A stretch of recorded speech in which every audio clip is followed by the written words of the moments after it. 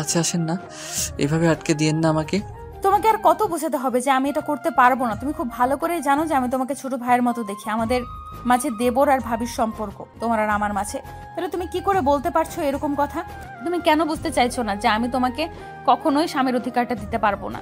তুমি শুধু শুধু পাগলামি করে আমাকে বিয়েটাই করলে। তোমাকে আমি বোঝাতেই পারলাম না এসব সম্ভব না ঈশান। বারবার এসব কথা বলে আমাকে রাগিয়ে দিয়েন না প্লিজ। তারপর উল্টাপাল্টা কিছু একটা করে ফেললে তখন কিন্তু আপনারই খারাপ লাগবে।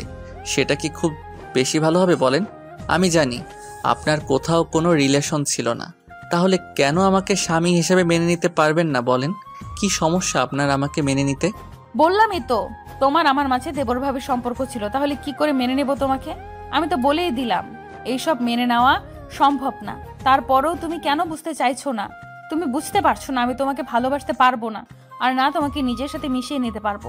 শুধু শুধু তুমি এই বিয়েটা করলে আর আমাকে এরকম একটা বাজে পরিস্থিতির মুখে ফেললে। তার মানে আপনি আমাকে কাছে পেতে চান না? আচ্ছা, ভাইয়ার মতো আমিও যদি আপনার থেকে হারিয়ে যাই তাহলে তখন কি করবেন আপনি? ঈশানের মুখে এমন কথা শুনে আদ্রিতা অসহায়ভাবে ওর মুখের দিকে তাকিয়ে রইল।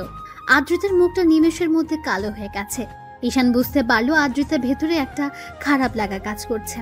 এমনিতেই প্রথমবার ভাইয়াকে বিয়ে করার পর যখন ওর ভাইয়া ওদেরকে ছেড়ে চলে গেছে, তখন আদ্রিতা অনেকটা আপসেট ছিল, অনেক কান্নাকাটি করেছিল। আদ্রিতার মুখটা কালো দেখে ঈশান বলতে লাগলো, সামান্য একটু কথাটা সহ্য করতে পারলেন না? তাহলে যদি সবসময় এরকম ইগনোর করে দূরে সরিয়ে দেন তখন আমিও আপনার থেকে দূরে সরে যাব। যদি ভাইয়ার মতো অন্য কারো প্রতি আসক্ত হয়ে পড়ি সেটা মেনে নিতে পারবেন না। কখন আমাকে কাছে পাবেন না, তখন না শত চাইলেও আমাকে আর নিজের করে পাবেন না। ভালোবাসাটাকে আগলে রাখতে হয়, সেটা কি আপনি জানেন না? তাহলে ন্যাকামিটা করেন কেন? আদ্রিতা মাথা নিচু করে রইল। ঈশান দুলতে দুলতে একটা জায়গায় গিয়ে বসে পড়লো আর বলল, সত্যি করে একটা কথা বলেন তো, আমার কি দোষ ছিল এতে? আমার কি ইচ্ছে করে না নিজের বউকে ভালোবেসে কাছে টেনে নিতে, তাকে আদর করতে? নাকি তাকে কাছে পাওয়ার কোনো অধিকার আমার নেই বলেন? ঈশান, আমি জানি আমার দোষ এটাই যে আমি আপনার জুনিয়র, আপনার দেবর ছিলাম। আপনার থেকে আমার মাত্র 3টা বছরের ডিফারেন্স, তাহলে কেন আপনি আমাকে ভালোবাসতে পারবেন না? কি এমন অন্যায় করেছি আমি যার জন্য আপনি আমাকে স্বামীর অধিকার দিতে পারবেন না? আচ্ছা, আপনি তো সময় নিলে পারেন, তারপরও আপনি সেটা করতে চাইছেন না। কি এমন সমস্যা আমার মধ্যে? আমি দেখতে খারাপ, বাজে ছেলে যার জন্য আপনি আমাকে ভালোবাসতে পারবেন না? তাহলে বিয়ে করেছিলেন কেন? আমার কি কোনো ইচ্ছা স্বপ্ন থাকতে পারে না? 22টা বছর ধরে নিজের মধ্যে ভালোবাসাটাকে জমিয়ে রেখেছি। কখনো কাউকে ভালোবাসিনি শুধু বউকে ভালোবাসবো বলে। আর এমন একজনকে বিয়ে করলাম যে কিনা কিছুদিন আগেও আমার ভাইয়ার বউ ছিল।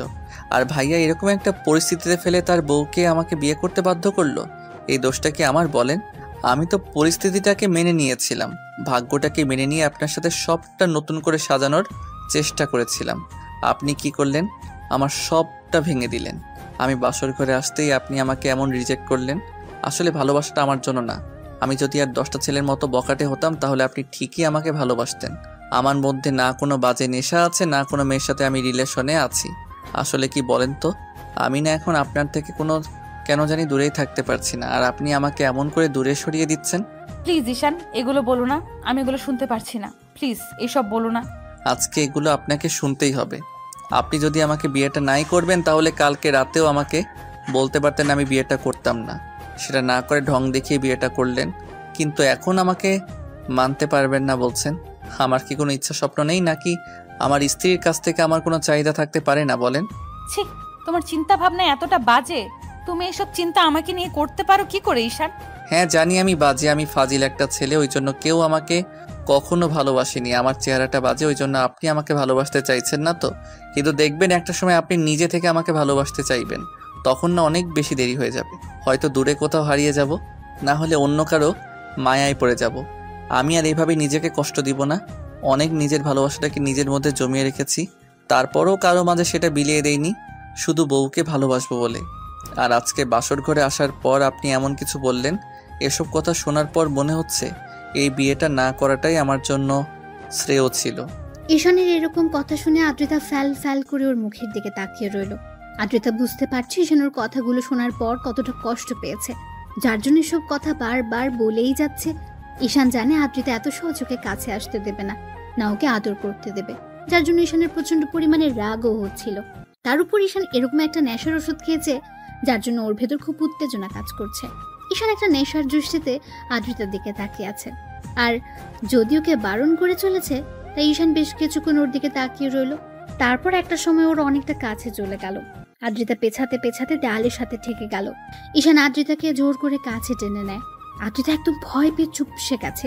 ঈশান আলতো করে ওর ঠোঁটের উপর আঙ্গুল দিয়ে স্লাইড করে বলল, কোনো কথা নেই, আজকে রাতে শুধু আমি আর আপনি, আপনি আর আমি দুজন দুজনকে ভালোবাসবো। আপনি তো ভাইয়ার আদর পাননি, আজকে দেখবেন আমি আপনাকে কত ভালোভাবে আদর করে দিই। আপনার ভালো লাগবে, প্লিজ আমাকে আটকাবেন না। আর আমি তো আপনার স্বামী, কি করে আটকাবেন আমাকে? আমি জানি আপনি কখনো আমাকে আটকাবেন না। হ্যাঁ, এটা ঠিক যে মেনে নিতে সমস্যা হবে, তারপরও আজকে আদর করে দেখেন, আপনি আমাকে ভালোবাসতে শুরু করবেন। ঈশান প্লিজ আমার সাথে এমন করো না। তুমি জানো আমি তোমার ভাইয়ার বউ ছিলাম, তাহলে তুমি কেন আমার সাথে এমন মিসবিহেভ করছো? তুমি আমাকে একটু সময় দিবে না প্লিজ? এরকমটা করো না, আমি জানি তুমি এমনটা কখনো করবে না। কেন করব না? নিজের বউয়ের সাথে না করলে কার সাথে করব? আর আপনি বারবার ভাইয়ার কথা বলছেন।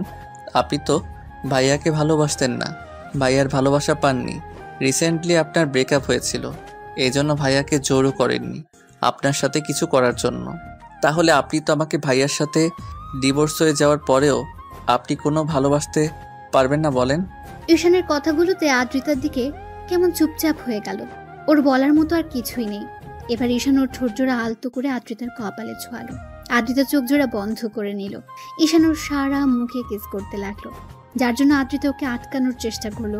ঈশান ওর হাতগুলো পেছনের দিকে নিয়ে আটকে দিয়ে তারপর এক হাতে ওর মুখের পাশে রেখে তারপর ওর ঠোঁট জোড়া দখল করে নিল।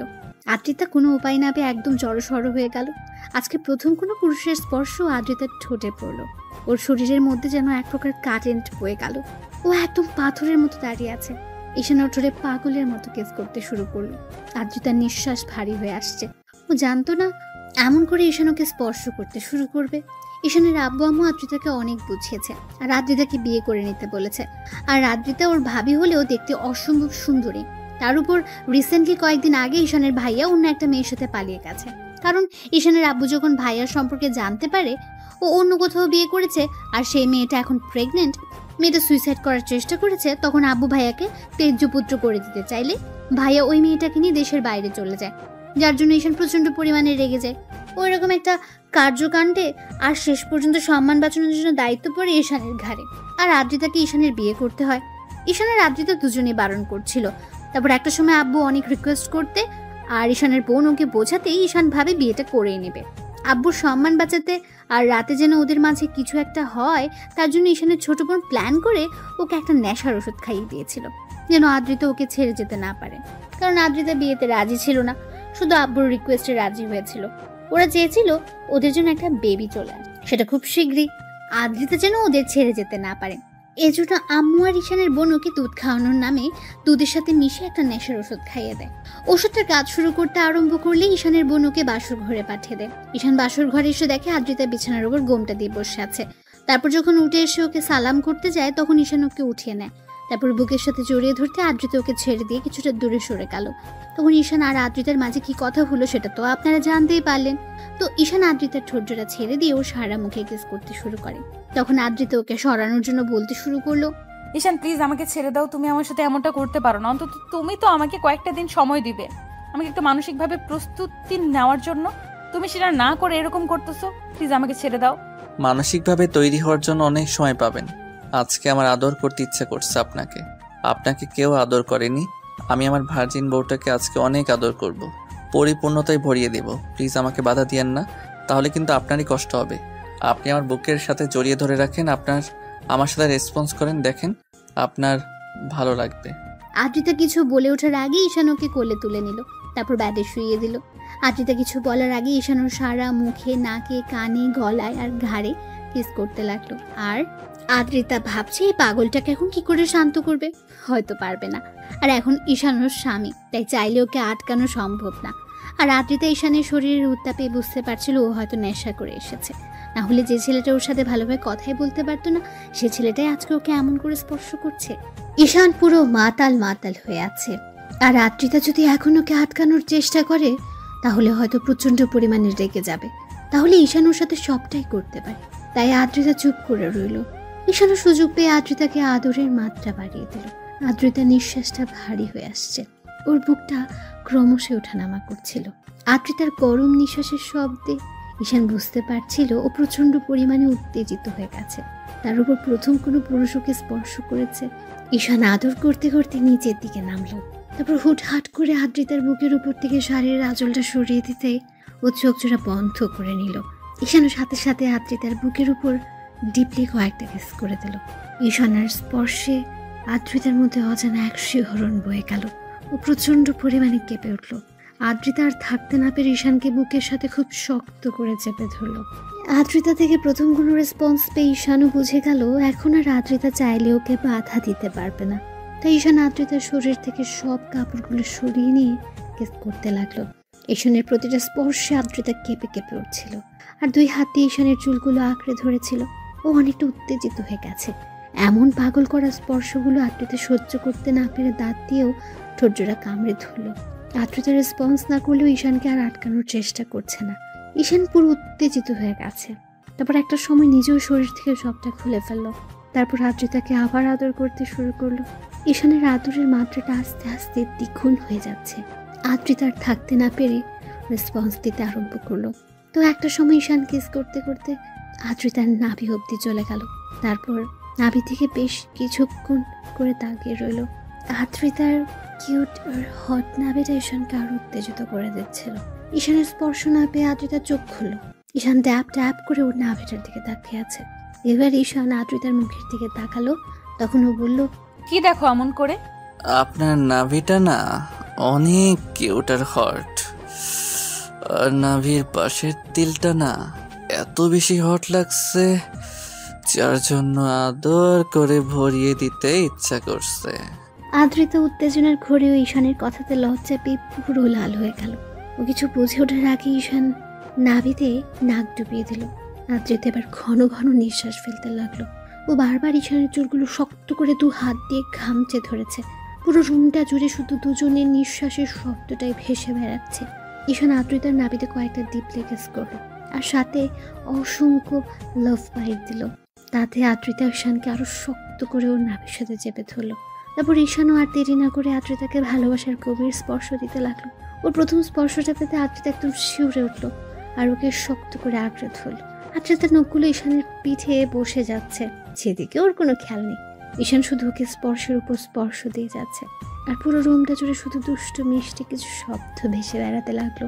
আর আদ্রিতা না চাইতে ওর দেবর জুনিয়র মাতাল বরটাকে নিজের বুকের সাথে জড়িয়ে নিচ্ছে। তারপর একটা সময় ঈশান ক্লান্ত হয়ে আদ্রিতার বুকে মাথা দিয়ে ওকে জড়িয়ে ধরে ঘুমিয়ে পড়লো। আদ্রিতা কেমন যেন ওর মুখের দিকে তাকিয়ে রইল। তারপর দুজনের উন্মুক্ত শরীরের দিকে তাকিয়ে তারপর কোনো রকম একটা চাদর টেনে দিয়ে ঈশানকে ওভাবেই জড়িয়ে ধরে রেখে ওর চুলের মধ্যে এক হাত নিয়ে খেলা করতে লাগলো আর চোখের জল ফেলতে লাগলো। আদ্রিতা ভাবতেও পারেনি আজকে ওর লাইফে এমন কিছু ঘটে যাবে। ভেবেছিল ঈশান হয়তো ওর কথাটা মানবে, কিন্তু ঈশান নেশা করে আসছে সেটাও জানতো না। আর তারপর ওর সাথে এমন কিছু করবে সেটা ধারণারও বাইরে ছিল। আদ্রিতা সারাটা রাত আর ঈশানকে সরানোর চেষ্টা করছিল না। ওর মনে শুধু একটু আগে ঈশানের বলা কথাগুলো মনে পড়তে ভাবছিল, ঈশান তো ঠিকই বলেছে, ও তো এখন আমার স্বামী। আমি চাই বা না চাই ওকে আমার মেনে নিতেই হবে। আজকে হোক বা কালকে হোক, ও তো আমাকে ভালোবাসবেই। তাছাড়া ও আমার থেকে ওর এইটুকু ডিজার্ভ করতেই পারে, এটা সাধারণ বিষয়। তাহলে আমি কেন ওকে এরকম রিয়্যাক্ট করছি? এই জন্যই কি ওকে মেনে নিতে পারছি না? কারণ ও আমার দেবর ছিল, আমার বরের ছোট ভাই ছিল। কিন্তু এখন তো ওই মানুষটার সাথে আমার কোনো সম্পর্ক নেই। যে আমাকে ঠকিয়েছে তার জন্য আমি অন্যের ভালোবাসাটা কেন নষ্ট করব?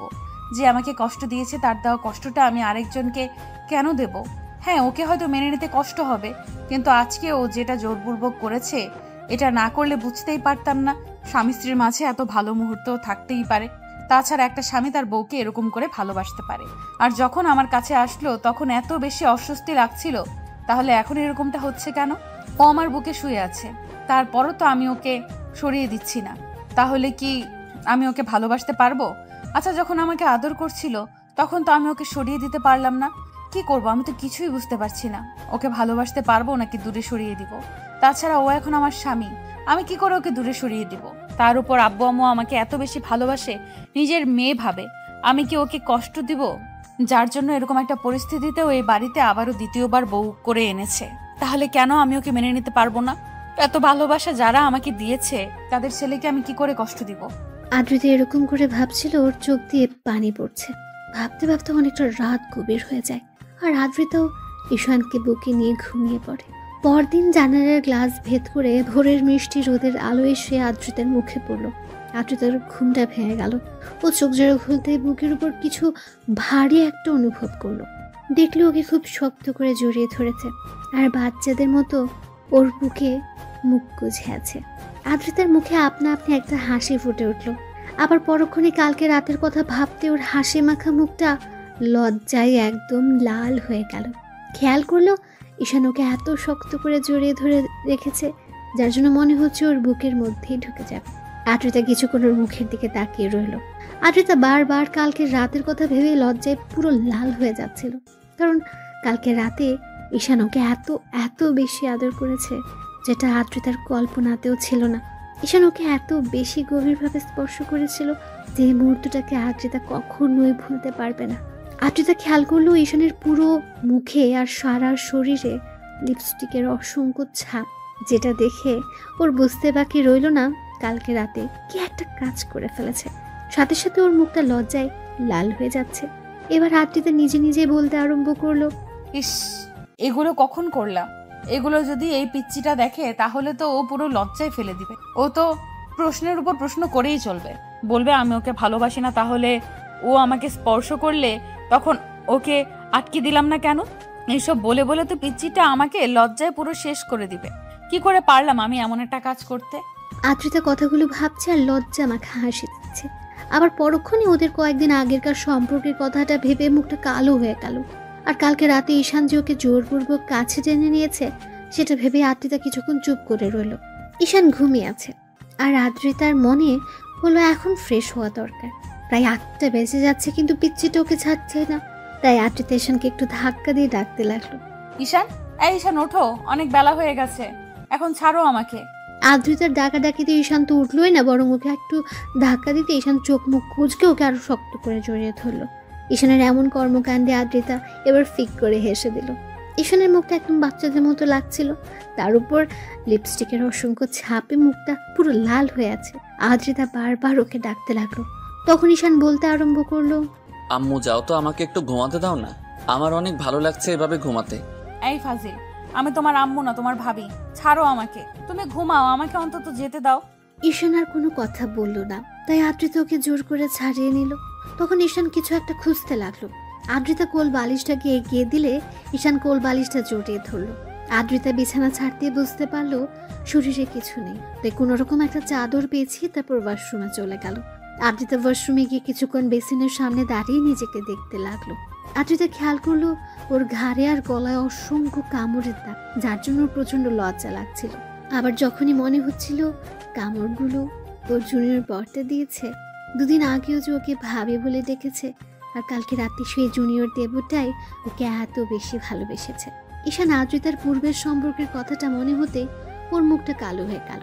আদ্রিতা একটা দোটানার মধ্যে আছে। একবার মনে হচ্ছিল ঈশানকে মেনে নিতে পারবে, আবার পরক্ষণে মনে হচ্ছিল হয়তো মানতে পারবে না। আদ্রিতা শাওয়ার নিচ্ছে আর ভাবছে, আচ্ছা ঈশান, এখন থেকে কি রোজ এমন করে আদর দিবে, নাকি কালকে নেশার ঘরে আসছিল বলে এরকম একটা কাজ করেছো? আদ্রিতা কথাগুলো ভেবে পুরো পাগল হয়ে যাচ্ছে। শাওয়ার নেওয়া শেষ করে বেরিয়ে আসলো সে। ঈশান এখনো ঘুমোচ্ছে। আদ্রিতা প্রথমবারের মতো একটা শাড়ি পরে রেডি হয়ে নিল। তারপর নিচে আসতে দেখলো আম্মু আর কাজের লোকটা রান্না করছে। তখন আম্মুর পাশে দাঁড়াতে আম্মু ওর দিকে তাকিয়ে একটু মুচকি হেসে বলতে লাগলো, কি হলো মামুনি, এত সকালে তুমি রান্নাঘরে আসলে যে? আম্মু রোজই তো আসি, তাহলে আজকে আর নতুন কি হলো? কিন্তু আজকে এসব জিজ্ঞেস করছো যে? জিজ্ঞেস করবো না, কালকেই তোমাদের বিয়েটা হলো আর তুমি আজকেই রান্নাঘরে চলে আসছো? আম্মুর কথাতে আদ্রিতার মুখটা কালো হয়ে গেল। মনে পড়ে গেল ঈশানের ভাইয়ার বউ হয়ে প্রথম যেদিন এ বাড়িতে এসেছিল। পরদিন সকালে আজকের মতো রান্নাঘরে আসছিল। আম্মু ওকে বকা দিয়েছিল। কথাগুলো মনে পড়তে আদ্রিতার মুখটা কালো হয়ে গেল। আম্মু বিষয়টা বুঝতে পেরে আর কিছুই বলল না। আদ্রিতা বলতে লাগলো, আম্মু প্রথম দিন তো এইভাবেই রান্নাঘরে এসেছিলাম, তাহলে আজকে আবার নতুন কি হলো? তাছাড়া এমন না যে আমি এই বাসায় নতুন বউ হয়ে আসছি তাই রান্নাঘরে আসতে পারবো না। মামুনি, সেটা ঠিক আছে, কিন্তু কালকেই তো তোমাদের বিয়ে হলো, তুমি এমন করে বলছো কেন? দেখো মামুনি, যেভাবেই তোমাদের বিয়েটা হোক, তারপরও সবেমাত্র বিয়েটা হলো, তাই তুমি আমাদের বাড়ির আবারও সেই নতুন বউ, তাই এরকম ভাবার কোনো কারণ নেই। তুমি রুমে যাও, ঈশানকে ডেকে উঠাও। ও কি ঘুমাচ্ছে নাকি উঠেছে? আদ্রিতার বারবার মনে হচ্ছে ঠিক এই কথাগুলো আম্মু প্রথমবার ওর বিয়ের পর বলেছিল, আর আজকেও এমনটা বলছে। আদ্রিতা বেশ কিছুক্ষণ চুপচাপ থেকে রুমে চলে গেল। ঈশান এখনো ঘুমোচ্ছে। আদ্রিতা ওকে আর ডিস্টার্ব করলো না, গিয়ে সোফায় বসলো আর ঈশানের মুখের দিকে তাকিয়ে রইল। ঈশান বারবার বালিশের এপাশ ওপাশ করছে। ওর শরীরে কালকে রাতের আদ্রিতার দেওয়া লিপস্টিকের ছাপগুলো এখনো স্পষ্ট, যার জন্য আদ্রিতাকে বারবার লজ্জায় পড়তে হচ্ছে। আদ্রিতা এক ধ্যানে ওর জুনিয়র বরটার মুখের দিকে কতক্ষণ যে তাকিয়েছিল ঠিক নেই। তারপর হুঁশ ফিরতেই বুঝতে পারলো 9টা বেজে গেছে। বুঝতেই পারেনি কখন এতটা সময় পার হয়ে গেছে। এরই মাঝে আম্মুর ডাক পড়লো, ওদের নিচে যেতে বলছে। আদ্রিতা হুড়ুহুড়ি করে এসে ঈশানের পাশে বসে ওকে ডাকতে লাগলো। এই ঈশান, ঈশান ওঠো, দেখো কত বেলা হয়ে গেছে। এত বেলা অবধি শুয়ে থাকলে সবাই কি ভাববে বলো? ঈশানের ঘুমটা যেন ভাঙতেই চাইছে না, তাই আদ্রিতা একটু জোরে সোরে ধাক্কা দিল। ঈশান তাড়াহুড়ো করে উঠে বসলো। খেয়াল করলো আদ্রিতা ড্যাব ড্যাব করে ওর দিকে তাকিয়ে আছে। ঈশান কিছু বুঝে ওঠার আগে আদ্রিতা বলতে লাগলো, কি সমস্যা কি তোমার? সে কখন থেকে ডাকছি, উঠছই না, কি হয়েছে দেখি? কি হবে মানে, একটু কি ঘুমাতেও দিবেন না? আমি এই বেডে কেন, আর আপনি এখানে কি করছেন? হ্যাঁ, এখন তো ভুলে যাবেই। অন্তত এইটুকু তো মনে আছে কালকে আমাদের বিয়ে হয়েছে, নাকি এখন আবার আমাকে ভাবি বলে ডাকবে? আদ্রিতার দ্বারা এরকম কথাতে ঈশানের মনে পড়তে লাগলো কালকে তো ওদের বিয়ে হয়েছে। তারপর বিয়ের পর থেকে রাতে বাসর ঘরে আসা পর্যন্ত কি হয়েছিল সবই মনে পড়তে লাগলো। এখনো ঈশানের মাথাটা ঝিমঝিম করছে। বেশ কিছুক্ষণ ওর ভাবি বউয়ের মুখের দিকে তাকিয়ে রইল। আদ্রিতা রাগী মুড নিয়ে বলতে লাগলো, কাল রাতে অনেক নাটক দেখিয়েছো, এখন আর কোনো নাটক দেখাতে হবে না। উঠো, যাও গোসল করে আসো। আম্মু আমাদের নিচে যেতে বলেছে। কেন গোসল করতে হবে কেন? ঢং না দেখিয়ে একবার ওয়াশরুমে গিয়ে নিজেকে আয়নায় দেখো, বুঝতে পারবে কেন গোসল করতে হবে। আদ্রিতার কথা বলে মুচকি হাসলো। তখন ঈশান নিজের শরীরের দিকে তাকালো, আর যেটা দেখলো সেটা দেখার জন্য মোটেও প্রস্তুত ছিল না। ঈশান চাদরটা একটু শরীরে থেকে সরিয়ে দেখলো অসংখ্য লিপস্টিকের ছাপ লেগে আছে, তার উপর শরীরে কিছুই নেই। ঈশান সাথে সাথে চাদর দিয়ে নিজেকে ঢেকে ফেললো। আদ্রিতা আবারও একটা ডেভিল হাসি দিতে ঈশান দৌড়ে ওয়াশরুমে ঢুকে গেল। তারপর ভ্যাসিনের সামনে দাঁড়িয়ে খেয়াল করলো ওর পুরো শরীরে লিপস্টিকের অসংখ্য ছাপ। ও পুরো লাল হয়ে আছে। ঈশান বলতে আরম্ভ করলো, আল্লাহ, কালকে রাতে কি একটা কাজ করে ফেলেছি। এসব কখন করলাম আমি? আর উনি বা আমার কাছে আসলো কখন? বিয়ে তো হয়েছিল সেটা মনে আছে, তারপর রুমে যখন আসলাম কেমন যেন মাথাটা ঝিমঝিম করছিল, তারপর তো আর কিছু মনে নেই। ঈশান অনেকক্ষণ যাবৎ মনে করার চেষ্টা করলো কিন্তু পারল না। তারপর শাওয়ার নিয়ে বের হতে খেয়াল করলো আদ্রিতা ওর জন্য ড্রেস নিয়ে বসে আছে। ঈশান আসতে দেখলে আদ্রিতা ড্যাব ড্যাব করে ওর দিকে তাকিয়ে আছে। ঈশান নিজের দিকে খেয়াল করলো ওর বুকের লোমগুলো থেকে পানি পড়ছে, যার জন্য আদ্রিতা ঘোর লাগা দৃষ্টিতে ওর দিকে তাকিয়ে আছে। ঈশান একটু লজ্জা পেয়ে গেল আর বলতে আরম্ভ করলো, কি দেখেন এমন করে? কি আর দেখবো, কালকে রাত্রি তো সবটাই দেখে নিয়েছি, আর তুমিও সবটাই দেখে নিয়েছো। এখন আবার নতুন করে কি দেখার আছে? মানে কি বোঝাতে চাইছেন কি আপনি? আমি কিন্তু কিছু করিনি। তুমিই করেছো। এখন নাটক করো না তো। আচ্ছা সত্যি করে একটা কথা বলো তো, কালকে রাতে কি খেয়েছিলে? কি হয়েছিল তোমার? ওরকম মাতলামি করছিলে কেন? আদ্রিতার মুখে এমন কথা শুনে ঈশান ধপাস করে বিছানায় বসে পড়লো। ওর মনে হতে লাগলো যে হয়তো কিছু একটা খেয়েছিল। ঈশান ভাবতে লাগলো কি খেয়েছিল। তারপর হুটহাট করে মনে হতে লাগলো যে রুমে আসার আগে ওর বোনকে 1 গ্লাস দুধ খাইয়ে দিয়েছিল, আর দুধের সাথে হয়তো কিছু একটা ছিল, কারণ দুধটা খাওয়ার পর থেকে মাথাটা কেমন ঝিমঝিম করছিল। ঈশানের মনে হতে লাগলো শেষ পর্যন্ত ছোট বোনের সাথে এমনটা করলো। তাই ঈশান বেশ কিছুক্ষণ বসে থেকে বলতে লাগলো, আসলে কালকে একটু ড্রিঙ্কস করেছিলাম, ওই জন্য হয়তো এরকমটা হয়েছে। ছি, কি বলো এগুলো? তুমি আবার ছাই পাশ খাওয়া শুরু করেছো কবে থেকে? দেখো কালকে যেটা করেছো, ভুলেও কিন্তু আর এইসব খেয়ে আমার কাছে আসবে না। আদ্রিতা কথাগুলো রাগে মুড নিয়েই বলল, যার জন্য ঈশানের হুটহাট করে মনে হলো কালকে রাতে হয়তো ওদের মাঝে কিছু একটা হয়েছে। না হলে আদ্রিতা ওর সাথে কেমন অধিকার খাটাতে শুরু করেছে। তার উপর শরীরে লিপস্টিকের ছাপ দেখে ঈশান বুঝে গেছে কিছুটা একটা হয়েছে। আর যেটা হয়েছে সেটা ঈশান হয়তো মনে করতে পারছে না, কিন্তু খুব গভীর একটা সম্পর্ক ওদের মাঝে স্থাপন হয়েছে। তাই ঈশান বলতে লাগলো, আচ্ছা ঠিক আছে, ওগুলো খেয়ে আসবো না, এমনি তো আপনার কাছে আসতে পারি তাই না? বলে ঈশান একটু মুচকে হাসলো। তখন আদ্রিতা কেমন করে যেন ওর দিকে তাকিয়ে রইলো। তো আদ্রিতা লজ্জার কথা বলতে পারলো না। ঈশান রেডি হয়ে নিতে চলে গেল, আদ্রিতাও পেছন পেছন গেল। তারপর সিঁড়ির কাছে আসতেই দুজন একসাথে দুজন খাবার টেবিলের সামনে আসলো। ঈশান চেয়ার টেনে বসলো আর আদ্রিতাকে দাঁড়িয়ে থাকতে দেখে আম্মু ওকে ইশারায় ঈশানের পাশে বসতে বলল। আদ্রিতাও বসলো। এবার ঈশান খেয়াল করলো ওর ছোট বোন মিহি কেমন করে যেন ওদিকে তাকিয়ে আছে আর মুচকি মুচকি হাসছে। তখন ঈশান ভাবলো, কি মনে করেছিস আমি কিছুই বুঝতে পারিনি? তোর জন্য সব হয়েছে। তুই উল্টাপাল্টা জিনিস খাইয়ে দিয়েছিস আমাকে, আর যার জন্য ভাবির সাথে আমি এমন একটা কাজ করেছি। কি লজ্জায় পড়তে হলো। যতই উনি আমার বউ হোক, কিন্তু প্রথম দিনে এরকম একটা কাজ করে ফেললাম। হয়তো জোরপূর্বক ওনার সাথে সবটা করেছি, যার জন্য উনি এমন রাগ দেখাচ্ছে। তো সবাই খাওয়া শুরু করলো। তখন আম্মু বলতে আরম্ভ করলো, আব্বু শোনো, খাওয়া দাওয়া করে কোথাও বের হতে হবে না। তুমি এক কাজ করো, আদ্রিতা মামুনিকে নিয়ে শ্বশুর বাড়ি থেকে ঘুরে আসো। শ্বশুর বাড়ির কথাটা শুনে ঈশান বিষম গেল আর কাশতে আরম্ভ করলো। তখন আদ্রিতা তাড়াহুড়ো করে ওর দিকে এক গ্লাস পানি এগিয়ে দিতে লাগলো আর মিহি বলতে লাগলো, দেখেছো আম্মু, এমনিতে কত ভালোবাসা, 8 দিন পরেই আসে। ভাইয়া শ্বশুরবাড়ির কথাটা শুনে তুই বিষম খেলি কেন? এত অবাক হওয়ার কি আছে? আদ্রিতা ঈশানকে পানি খাওয়াতে ব্যস্ত ছিল। ঈশান পানিটা খেয়ে মিহির দিকে রাগি চোখে তাকিয়ে রইল। তখন মিহি বলল, আমি বলছি যে বিয়ের দ্বিতীয় দিন তো শ্বশুরবাড়িতে থাকতে হয়, তাই না? তাহলে যাবে না কেন? ভাবি, তুমি একটু ভাইয়াকে বলো না। আদ্রিতার সামনে কি বলবে এটা তো স্বাভাবিক বিষয়। বিয়েটা যেভাবেই হোক, এখন তো ওটাই ঈশানের শ্বশুর বাড়ি, তাহলে যাবে না কেন? অবশ্যই যাবে। ওগো, তুমি বলো না কেন? তোমার ছেলে কিন্তু আমার কথা শুনবে না। যাবে না মানে 100 বার যাবে। আর আব্বু এখন বাসা থেকে বের হবে না। আমি খুব ভালো করে জানি বিয়ের জন্য তুমি এই কয়দিন বাসা থেকে বের হওনি, যার জন্য আশপাশ করছো। খাওয়া দাওয়া করেই হয়তো বেরোনোর চিন্তা ভাবনা নিয়েছো। কোথাও বেরোতে হবে না। কয়েকদিন আদ্রিতা মামুনিকে সময় দাও, ওদের বাসা থেকে ঘুরে আসো, তারপর অফিসের কাজটা দেখতে শুরু করবে।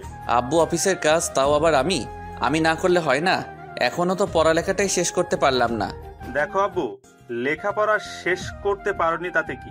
এখন তো তোমাকে এসব দায়িত্ব নিতেই হবে। তুমি ছাড়া আর কে আছে বলো দায়িত্ব নেওয়ার মতো? মিহি সবে মাত্র কলেজে পা রাখলো, ওকে কি দায়িত্ব দিব? আর একটা মেয়ে হয়ে এত দায়িত্ব কি করে নিবে? আব্বু, আমি তো বলিনি ছোট বোনকে সব দায়িত্ব দিতে। মেয়ে হয়ে কেনই বা এই দায়িত্ব নিবে? তাহলে সেটাই যেন হয়। তোমাকে আব্বু যেটা বলেছে সেটাই শোনো। আর ভাবিকে নিয়ে আজকে ঘুরতে আসবে, কেমন? আমরা খুব শীঘ্রই একটা পুচকে দেখতে চাই যে আমাকে ফুপি বলে ডাকবে। মিহির এরকম বেফাস কথা শুনে ঈশান আবারও কাশতে আরম্ভ করলো। এবার আদ্রিতা লজ্জা পেয়ে দৌড়ে সেখান থেকে চলে গেল। তখন আম্মু বলতে আরম্ভ করলো, ফাজিল মেয়ে, সবার সামনে কিভাবে কথা বলতে হয় সেটা শেখুনি, তাই না? আমি খারাপ আবার কি বললাম? আম্মু, তোমাদের কি ইচ্ছে করে না নাতি নাতনির মুখ দেখতে? তোমাদের না হয় ইচ্ছা করে না, কিন্তু আমার তো ফুপি হতে ইচ্ছা করে, তাই না? আম্মু, তোমার মেয়েটাকে একটু বোঝাও, কিসব উল্টাপাল্টা কথা বলতে শুরু করে দিয়েছে। ও তো ঠিকই বলেছে। আর কদিন এভাবে থাকবে? বড়টাকে বিয়ে দিলাম, সে যা করলো সেসব, এরপর তো ওর প্রতি থেকেই মনই উঠে গেছে। শোনো, বড় ভাইয়ের সাথে আর কোনো যোগাযোগ রাখবে না। আর যদি শুনি ভুলে ওর সাথে কোনো কথা বলছো, তাহলে তোমার কপালে খুব দুঃখ আছে, বলে রাখলাম। ঈশান আব্বুর এমন কথাতে ভাবলো, ওই হারামজাদা যেটা করেছে সেটার পর আর ওকে কখনোই কি আমি ফোন দিব ভেবেছ? ওর জন্য আমাকে বিয়েটা করতে হয়েছে। আর কালকে এই পিচ্চি শয়তানটা আমাকে উল্টাপাল্টা কিছু একটা খাইয়ে ভাবির সাথে কি যে করেছে উনি ভালো জানে। ঈশান খাওয়া দাওয়া শেষ করে আব্বু আম্মুর কথা মতো রুমে আসলো। খেয়াল করলো আদ্রিতা ফোনে কথা বলছে। তখন ঈশান বেশ কিছুক্ষণ ওর দিকে তাকিয়ে থেকে ব্যালকনিতে গিয়ে দাঁড়ালো। মনে হতে লাগলো ওর আব্বু আম্মুর সাথে কথা বলছে। তো ঘন্টাখানিক পর ঈশান রুমে আসতে দেখলো আদ্রিতা কি যেন একটা ভাবছে। তখন ঈশান বসে বলতে লাগলো, আপনার কি মনে হয় বাসায় যেতেই হবে? এখানে মনে হওয়ার কি আছে? আব্বু আম্মু অলরেডি ফোন করে দিয়েছে, বলেছে তোমাকে নিয়ে যেতে। এতে আবার মনে হওয়ার কি আছে? দেখো, আব্বু আম্মুর সামনে কোনো সিন ক্রিয়েট করবে না বা করো না। তাছাড়া বিয়েটা হয়েছে, মেনে নেওয়ার চেষ্টা করো। আদ্রিতার মুখ থেকে এরকম কথা শুনে ঈশান অবাক হয়ে ওদিকে তাকিয়ে রইল। তারপর একটু হেসে বলতে আরম্ভ করলো, এসব আমাকে না বলে নিজেকে বোঝান। আপনি ঠিক থাকলেই সব ঠিক। আমি জানি আপনার মেনে নিতে সমস্যা হবে, সেখানে উল্টো আমাকে বলছেন এগুলো। আপনি কি কখনো আমাকে মন থেকে স্বামী হিসেবে মেনে নিতে পারবেন বলেন? ঈশানের এরকম কথাতে আদ্রিতা মাথা নিচু করে নিল। তাই ঈশান আরও কি বিব্রত করলো না। দুপুরে খাওয়া দাওয়া করে আদ্রিতাদের বাসার উদ্দেশ্যে বেরিয়ে পড়লো তারা। তারপর পৌঁছে কলিং বেল দিতে আম্মু দরজা খুলে দিলে। দুজনে আব্বু আম্মুর সাথে বেশ কিছুক্ষণ কথা বললো। আদ্রিতার আম্মু ওকে বললো ঈশানকে রুমে নিয়ে যেতে। দুজনে রুমে আসলো আর ঈশান বিছানায় ধপাস করে শুয়ে পড়লো। আর আদ্রিতা বলতে লাগলো, কি হলো, শুয়ে পড়লে যে? শরীর খারাপ লাগছে তোমার? বাহ, বরের জন্য এত মন কাঁদে ভাবতেই পারছি না কেউ আমার জন্য এতটা কেয়ারিং হতে পারে, এতটা বেশি টেনশন করে আমাকে নিয়ে। সবসময় এরকম ভাবে কথা না বললে হয় না? বিয়ের আগেও এরকম ভাবে কথা বলেছো আর এখনো বলছো। বিয়ের আগে আবার এসব কথা কখন বললাম? তাছাড়া বিয়ের আগের ঘটনা আর এখনকার ঘটনা তো আলাদা, তাই না? তখন আপনি আমার ভাবি ছিলেন আর আমি দেবর, আর এখন তো আমরা স্বামী স্ত্রী। তাহলে এগুলো বলা না বলার মধ্যে তো অনেক তফাৎ ছিল, তাই না? বিয়ে করছো, বাট বিয়েটা তুমি মানো না, আমি মানি। তাহলে কেন এসব কথা বলছো? হ্যাঁ, আদ্রিতা রাগের মাথায় কথাটা বলে ফেললো আর মুখ ফুসকে বেফাস অবস্থাতেই কথাটা বলে ফেললো, যার জন্য নিমিষের মাঝে ঈশানের মুখটা কালো হয়ে গেল। ঈশান ভেবেছিল কালকে রাতে যেটা হয়েছে এরপর হয়তো আজকে ওকে এসব কথা বলাতে দূরে থাকে কখনো ইগনোর করতে পারবে না। এখন ঈশান না চাইলেও আদ্রিতা মনে প্রাণে চাইবে ও যেন আদ্রিতার কাছে এসে ওকে এমন করে ভালোবাসে।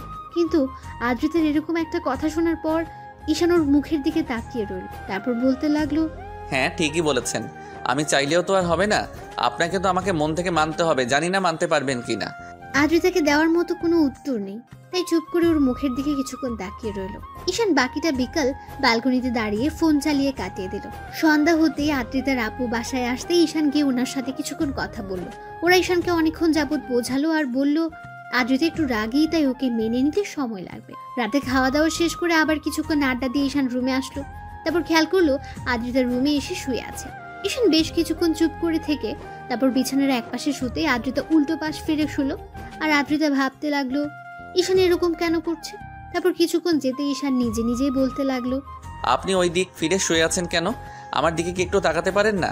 নাকি খুব বেশি লজ্জা পাচ্ছেন আপনি? কেন তোমাকে দেখে লজ্জা পেতে হবে কেন? তুমি কি বাঘ নাকি ভাল্লুক যে লজ্জা পেতে হবে? লজ্জা না পেলে তো এভাবে উল্টো দিকে ঘুরে থাকতে না, তাই মনে হচ্ছে আপনি হয়তো লজ্জা পাচ্ছেন।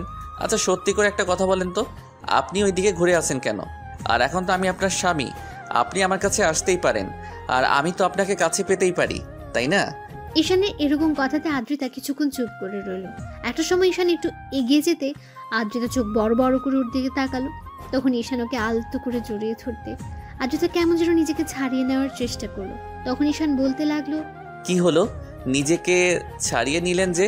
এখন তো আমার অধিকার আছে, যেখানে আমি লজ্জা পাচ্ছি না আপনার থেকে জুনিয়র হয়ে, সেখানে আপনি কেন আমার থেকে দূরে সরে যাচ্ছেন? জানি না, তবে আমার কাছে এগুলো অস্বস্তি লাগছে। আমি এগুলো নিতে পারছি না, জাস্ট অসহ্য লাগছে। তারপরেও তুমি কেন এরকম করছো? আদ্রিতার প্রত্যেকটা কথাতে ঈশান প্রচন্ড পরিমাণে কষ্ট পায়। ও একটু আগাগোড়া ইমোশনাল, তাই কিছুক্ষণ চুপ করে থেকে একটু হাসার চেষ্টা করে বলল, কি বলছেন এগুলো? এখন তো আমি আপনার স্বামী, এখন আপনার অস্বস্তি লাগলেও সবটা সহ্য করে নিতে হবে। এমন না যে ভাইয়ার সাথে আপনার সব হয়েছে যার জন্য আপনি আমার কাছে আসতে পারবেন না, আপনার অস্বস্তি ফিল হবে। ভাইয়ার সাথে আপনার নামে মাত্র বিয়ে হয়েছিল, তাহলে সেই সম্পর্কটা ভুলে যেতে পারবেন না কেন? এমন না যে আপনার অন্য কারোর সাথে রিলেশন আছে যার জন্য আপনি এরকম করে আমাকে সবসময় দূরে রাখবেন। কি সমস্যা কি আপনার? ঈশানের এরকম কথাতে আদ্রিতা ঠাস করে ওর গালে একটা থাপ্পড় বসিয়ে দিল। সাথে সাথে ঈশান উঠে বসলো আর কিছুক্ষণ ওর দিকে তাকিয়ে থেকে আবার স্বাভাবিক হওয়ার চেষ্টা করে বলল, স্বামীর গায়ে হাত তুললেন শেষ পর্যন্ত? হ্যাঁ, হয়তো আপনার থেকে জুনিয়র, কিন্তু স্ত্রীর কাছে স্বামী কখনো জুনিয়র হয় না। তাহলে আপনি আমার গায়ে হাত তুলেন কোন অপরাধে? তোমার সাহস কি করে হয় এসব বাজে বাজে কথা বলার?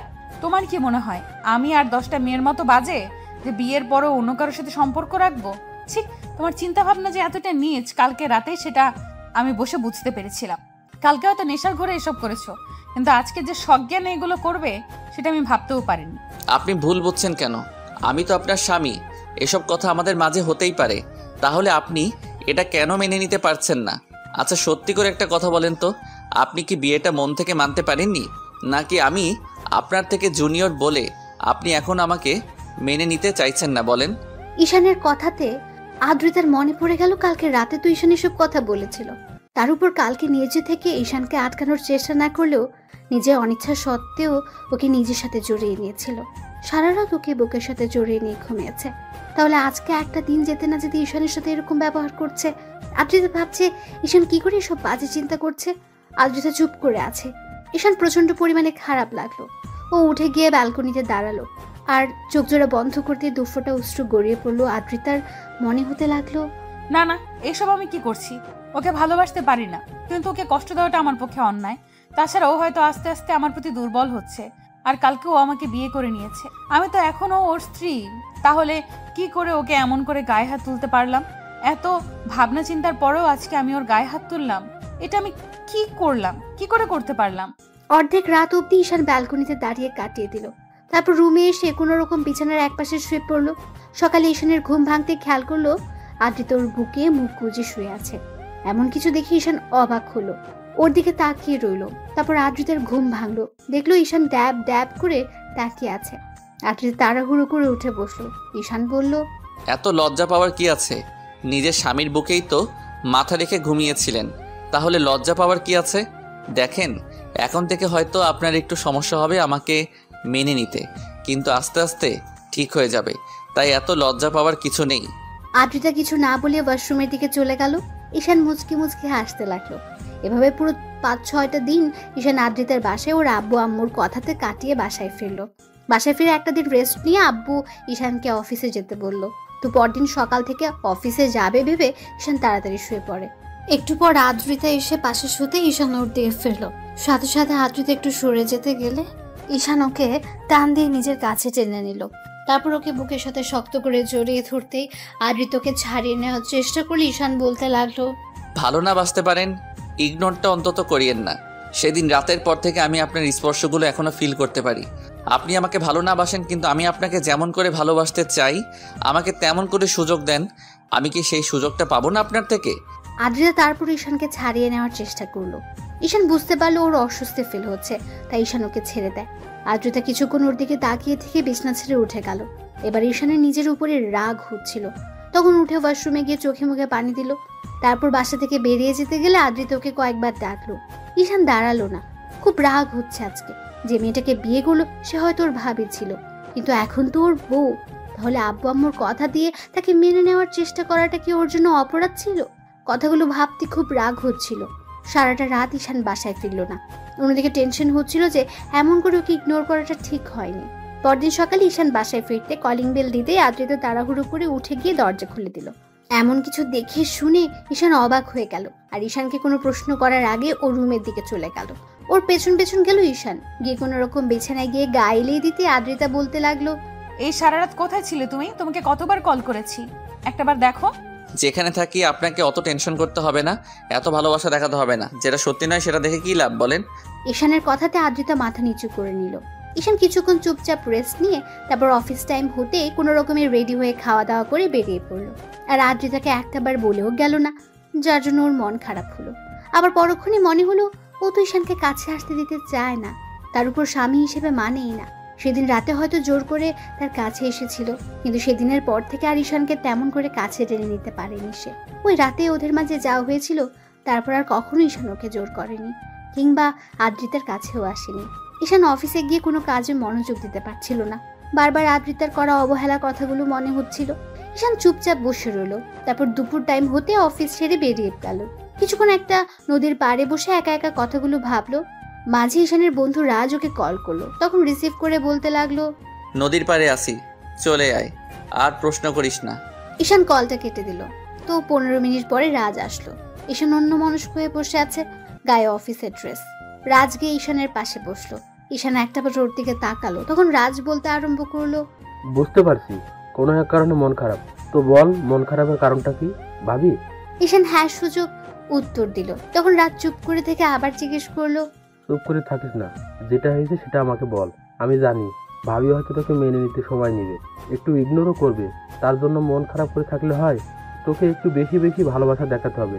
তুইও যদি মন খারাপ করে থাকিস কিংবা রাগ করে ভাবির থেকে দূরে সরে যাস, তাহলে দেখবি কখনোই তোরা এক হতে পারবি না। ঈশান বিয়ের রাতের ঘটনাগুলো রাজকে খুলে বলল। তারপর থেকে ওকে ইগনোর করছে, সবটাই বললো। আগে তো যেটুকু দেবর হিসেবে কথা বলতো, এখন তো তার অর্ধেকটুকুও বলে না। কথাগুলো ভাবতেই ঈশানের খারাপ লাগছে। এবার রাজ বলতে লাগলো, এই সামান্য বিষয় নিয়ে মন খারাপ থাকলে হবে? তোকে ভাবির কাছে যেতে হবে, জোর করে হলেও ভালোবাসাটা বোঝাতে হবে। হয়তো তোর বড় ভাইয়ের বউ ছিল, ওই জন্য এখনো তোকে মেনে নিতে সময় লাগবে, কিন্তু সেদিন রাতে তো তোকে বাধা দিতে পারিনি। তুই তো বুঝতে পেরেছিস তোদের মাঝে কিছু একটা হয়েছে, তাহলে সমস্যা কোথায়? তুই আরো চেষ্টা কর, ওনাকে বারবার কাছে টেনে নে।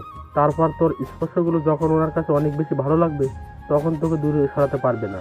হয়তো লজ্জার কারণে তোকে কাছে টেনে নিতে পারছে না, কিন্তু তুই যখন ওনার কাছে যাবি তখন তোকে দূরে সরিয়ে দিতে পারবে না। রাজের সাথে ঈশান অনেকক্ষণ যাবত আড্ডা দিল। তারপর বিকেল হতে বাসায় চলে গেল। বাসায় ফিরে ফ্রেশ হয়ে রুমে আসলো। ব্যালকনিতে আদ্রিতা দাঁড়িয়ে আছে। ওকে দেখে ঈশানের মাথায় একটু শয়তানি বুদ্ধি চাপলো।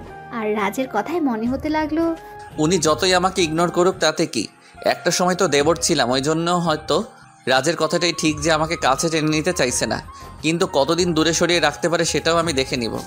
ঈশান মুচকি মুচকি হাসছে আর কথাগুলো ভাবছে। এর মাঝে খেয়াল করলো বাতাসের শাড়িটা আদ্রিতার প্যাটের উপর থেকে সরে যাচ্ছে, যার জন্য ওর উন্মুক্ত কোমরটা বেশ ভালোভাবে দেখা যাচ্ছে। ঈশান নিজেকে আটকে রাখতে পারলো না, আদ্রিতার কাছে গিয়ে দাঁড়ালো।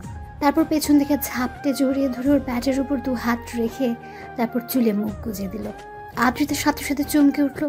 তারপর ঈশানকে ছাড়িয়ে নিয়ে ওর দিকে একবার তাকাতে ঈশান হুটহাট করে ওর কপালে একটা চুমু দিয়ে দিল। তারপর আবারও ওইভাবে পেছন থেকে জড়িয়ে ধরতে আদ্রিতা বলতে লাগলো, ঈশান কি করছোটা কি? প্লিজ ছাড়ো আমাকে।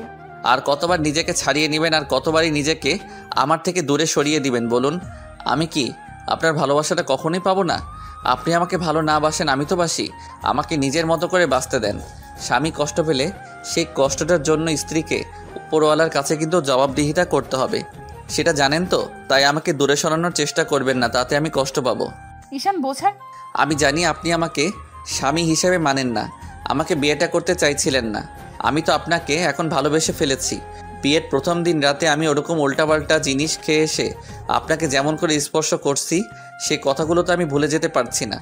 আমার ওরকম স্পর্শটা আবারও চাই। তাহলে কেন আমাকে দূরে সরিয়ে দেন? আদ্রিতা কিছু বলতে কেউ পারলো না। আর ঈশান ওর মনের অব্যক্ত অনুভূতিগুলো আদ্রিতাকে জড়িয়ে ধরে রেখে প্রকাশ করলো। আদ্রিতা বেশ অস্বস্তি লাগছিল। ঈশান যেটা বুঝতে পেরে ওকে ছেড়ে দিল আর বলতে লাগলো, একটা কথা কি জানেন তো, এতদিন ভাইয়া ভালোবাসার জন্য আপনি ছটফট করেছেন, আর এখন তার ছোট ভাই আপনাকে ভালোবাসে তো খুব বেশি কাছে পেতে চাইছে, ভালোবেসে উজাড় করে দিতে চাইছে। সেটা আপনার সহ্য হচ্ছে না, সেটা আপনি তুচ্ছ ভাবছেন। কিন্তু যখন খুব বেশি দূরে চলে যাব তখন দেখবেন এই ভালোবাসাটাই আপনার কাছে অমূল্য হয়ে যাবে। খুঁজে পাবেন না আমাকে। এই স্পর্শগুলো তখন মনে করিয়ে দিবে আপনার এই জুনিয়র বর আপনাকে কতটা ভালোবাসতো। ঈশান আদ্রিতার কাছে আসার চেষ্টা করে আরও ঈশানকে এমন করে দূরে সরিয়ে দেয়। তো এভাবে পুরো 1 মাস কেটে গেল। এর মাঝে ঈশান যতবার আদ্রিতার কাছে যাওয়ার চেষ্টা করেছে, আদ্রিতা ততই ওকে ইগনোর করেছে। আর এই 1 মাসে ঈশান বেশ কয়েকবার আদ্রিতার সাথে শারীরিক সম্পর্কে লিপ্ত হয়েছে। কারণ ঈশান এখন কষ্ট পেলেই নেশা করে বাসায় ফেরে, যার জন্য আদ্রিতা ওকে আটকে রাখতে পারে না। আর মিহিও ঈশানের আর আদ্রিতার বিষয়টা বুঝতে পেরে কয়েকবার ঈশানকে ওসব উল্টাপাল্টা ওষুধ খাইয়ে দিয়েছিল। আর ঈশানও সেই মাতলামি করে আদ্রিতাকে জোরপূর্বক ভালোবাসা ভরিয়ে দিয়েছে, যার জন্য আদ্রিতা চাইলেও আর ঈশানকে আটকে রাখতে পারেনি। তো বেশ কয়েকটা দিন পরের ঘটনা। দুপুরের দিকে ঈশান বাসায় আসে, দেখে আদ্রিতা কার সাথে যেন হেসে হেসে কথা বলছে।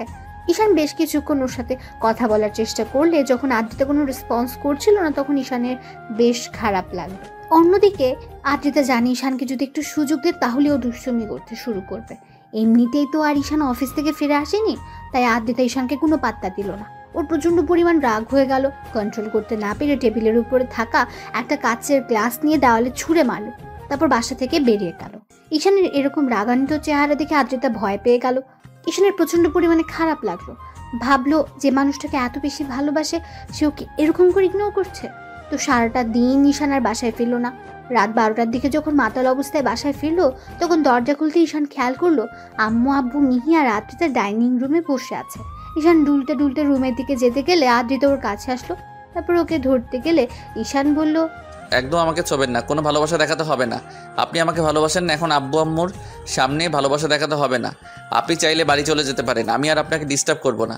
ঈশানের এরকম কথা শুনে আব্বু, আম্মু আর মিহির বুঝতে বাকি রইল না আদ্রিতা এখনো ঈশানকে মেনে নিতে পারেনি, যার জন্য ঈশান প্রায় ড্রিঙ্কস করে আসে।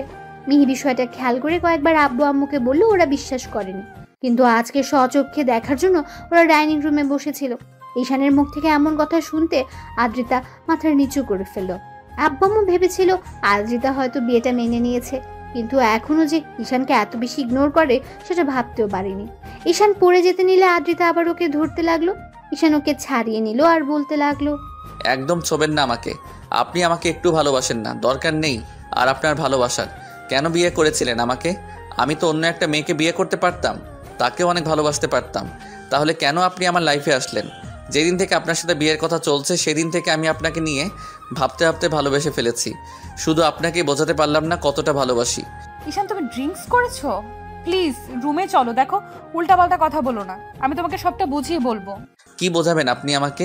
কিচ্ছু বোঝাতে হবে না। আপনি আমাকে যতটা পিচ্চি মনে করেন আমি অতটাও পিচ্চি নই। আমি আপনার বর, সবটাই জানি।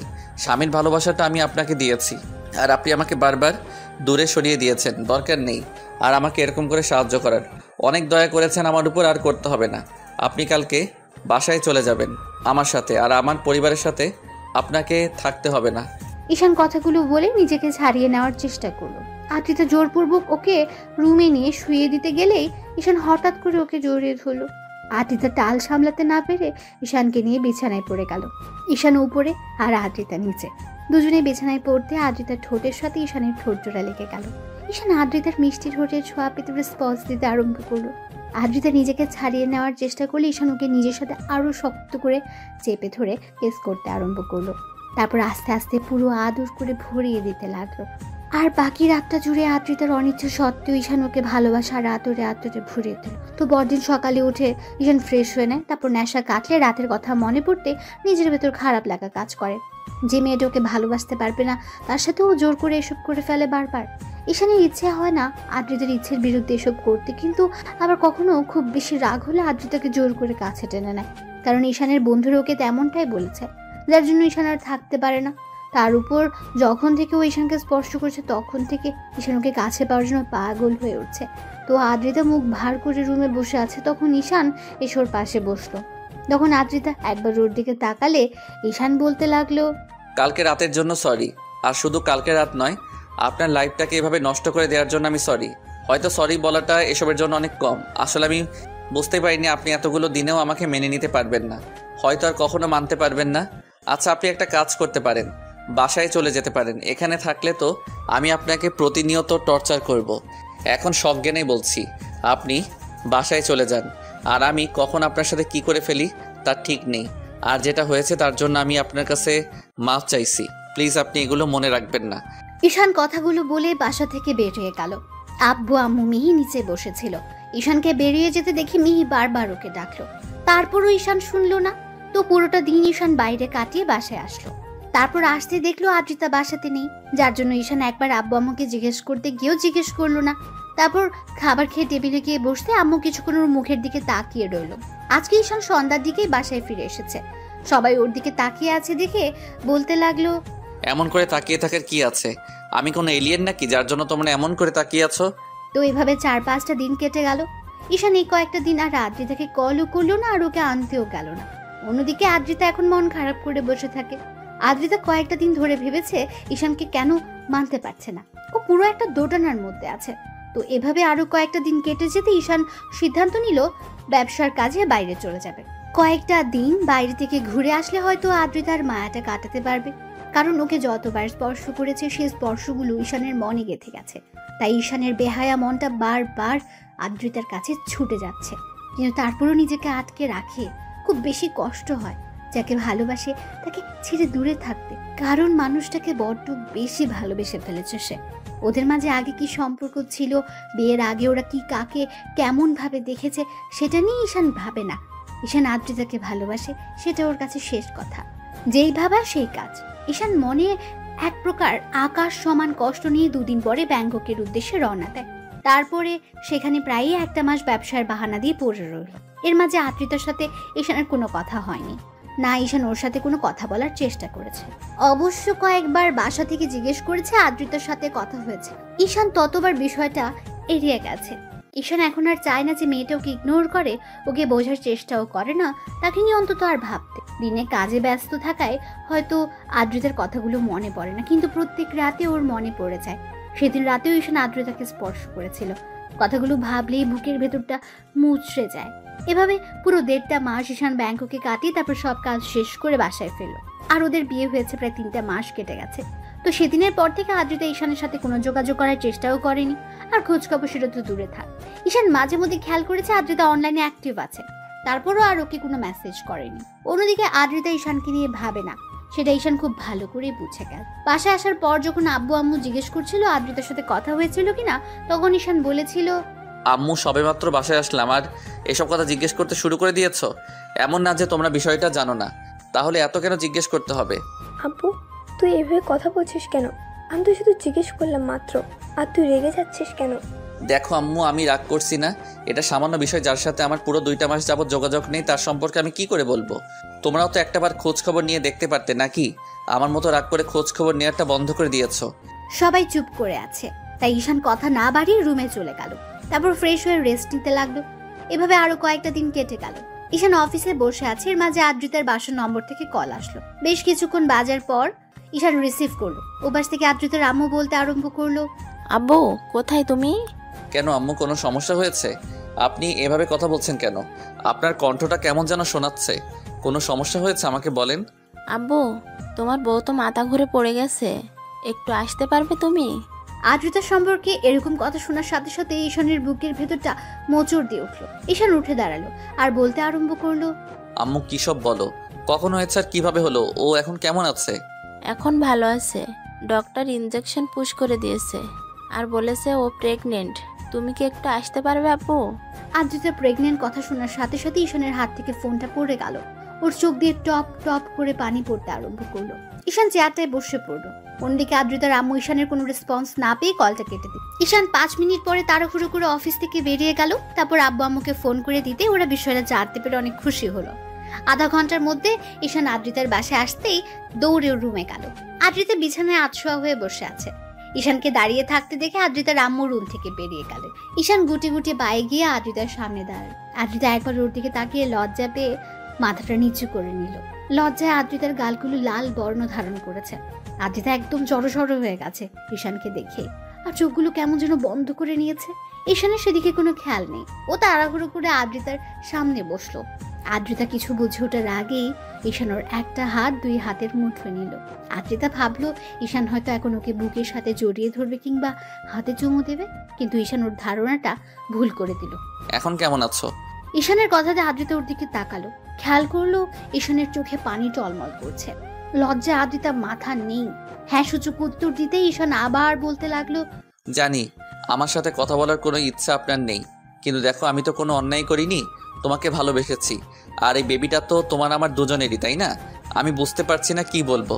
এই সিচুয়েশনে আমার না খুব কষ্ট হচ্ছে আর প্রচণ্ড পরিমাণ ভয়ও লাগছে। মনে হচ্ছে তুমি বেবিটা নিয়ে খুশি নও। ঈশানের এরকম কথা শুনে আদ্রিতা অসহায়ভাবে ওর দিকে তাকালো। তখন ও আবার বলতে আরম্ভ করলো, আচ্ছা, রাগ অভিমান যদি তোমার আমার উপর থাকে সেটা আমার উপর দেখিও, তারপরও ভুলেও ওই বেবিটার কোনো ক্ষতি করো না। ও তো আমার একার বেবি নয়, বলো, তোমারও। তাই প্লিজ ওর কোনো ক্ষতি করো না। আর আমি কথা দিচ্ছি, তুমি ওকে যদি রাখতে না চাও তাহলে ও পৃথিবীতে আসার সাথে সাথে আমি তোমার কাছ থেকে ওকে নিয়ে অনেক দূরে চলে যাব। তারপর আমার বেবিটার কোনো ক্ষতি করো না প্লিজ। ঈশান কথাগুলো বলেই কান্না করে দিল। ওর চোখ দিয়ে অনবরত পানি পড়ছে। আদ্রিতা ভাবতেও পারেনি এমন একটা দিনে ঈশান এমন একটা কথা বলবে। ওর এমন কথা শুনে আদ্রিতা অবাক হয়ে গেল। তারপর বলতে আরম্ভ করলো, ঈশান, এসব কি বলছো তুমি? আমি বেবির ক্ষতি করে দিব মানে? তুমি আমাকে এতটা বাজে ভাবতে পারছো? ছি, তুমি এসব কি করে বলতে পারছো? আপনি তো আমাকে স্বামী হিসেবে মানেন না, এই বিয়েটাকেই মানেন না। আজকে 3টা মাস হয়ে যাচ্ছে, আপনি একটাবার নিজে থেকে আমার খোঁজ খবর নেননি। 2টা মাস হয়ে গেল, আমাদের মাঝে কোনো যোগাযোগ নেই। আমি জানি আপনি আমাকে স্বামী হিসেবে মানতে পারেননি, ওই জন্য আমার থেকে দূরে সরে থাকার চেষ্টা করছেন। আমি একবার বলতে আপনি বাসায় চলে আসছেন, কিন্তু দেখেন 1টা মাস তো আমার সাথে ছিলেন। আর এই বেবিটা যে আমার, আমি এটা খুব